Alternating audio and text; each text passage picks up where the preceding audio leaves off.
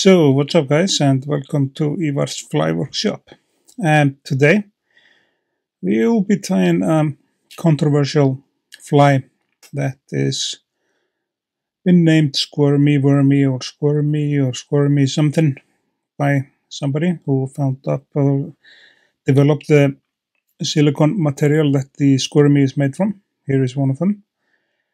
At least here in Iceland it's a controversial fly, and I believe it's like that in more countries than just only Iceland. We'll come to that a little bit later in the video, but I'm using a Jack mini jig hook from RX number 12, and I'm tying it on like a jig hook just for the fun of it. You can tie it on a normal hook as well if you like, just like a curved one or even a straight one. And the bead we are using is a 3.8 mil tungsten bead in the fluorescent orange color. So we start by wrapping the thread around like I've already done. That is simply to build up like a thread base so the hook shank isn't slippery. And we have to trim this off like in, if you can make it in an angle which is like 45 degrees, then you create this tiny corner on the squirmy material, and you see how we catch that in here, just a tiny piece of it first, and then we stretch out the material. It is a tricky material to work with, I know that, and I admit that I'm not, of course, not the best tyer to work with this, simply because I'm not used to tie much of a squirmy wormy flies at all, and I'm not using many of them either myself while I'm personally fishing.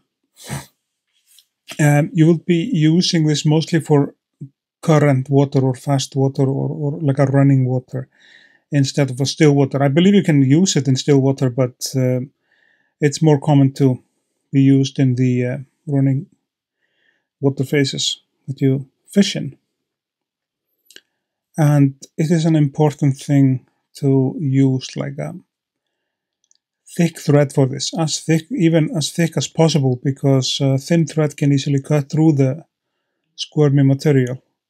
And as you saw, we just did the same thing with this piece of a squirmy material, just cut it in an angle to get the corner to attach that down. And I'm using a nano silk 100 denier for this fly, simply to make it like I say, it's a flat thread, not non-wax thread.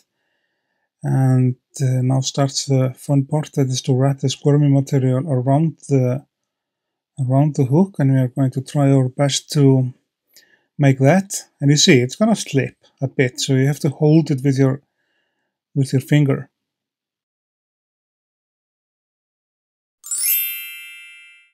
Yeah, remember to like, share, and subscribe for all the effort I'm putting into this fly. This is awful, you know. Then we'll just start over again. Keep a little stretch on it and keep it down with your finger like so. The first two wraps are okay, but this reveals kind of to you how tricky this material can be working with. So now we are like kind of okay with it. We can like adjust it a little bit, push it back to close the gap, or put even like a couple of wraps on the front. That's to close the thing, or to close the gap of the body there. Then we are going to take not too tight wraps here with the thread. I'm gonna add one more, and you see what that does to the body. It's like closes up the body, kind of the gap that was on the body there, which you saw. And then we are going to take not too tight wraps, get the material, like catch it with our thread, but not totally put total pressure on it, because it will at the end decrease the durability of the fly, and it may cut through the material, and that's something which we do not want. But we'll try to get, when you have a slotted bead, try to manage to get the squirmy material to sit in the slot. And it's not going to be in the way or anything.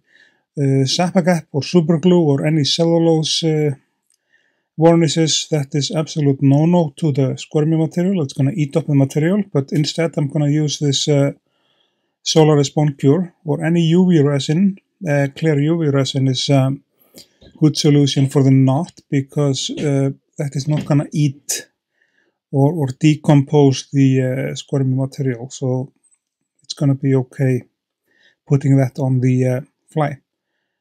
And then I'm going to take few wraps here and make the knot. And as you see, the squirmy wormy is almost ready, but those fibers or it's quite long. I like to keep it like not much longer than this, and about the same length on the top. You get them aligned there to kind of figure out the desired length of it, something like this. It's of course personal preferences. If you like to keep them longer or even shorter or even just have the tail, it's just all up to you guys.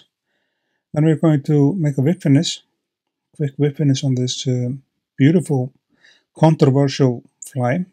Some people even don't say it's a fly, it's just a maggot or a worm or something like that. But I personally don't use this fly much at all.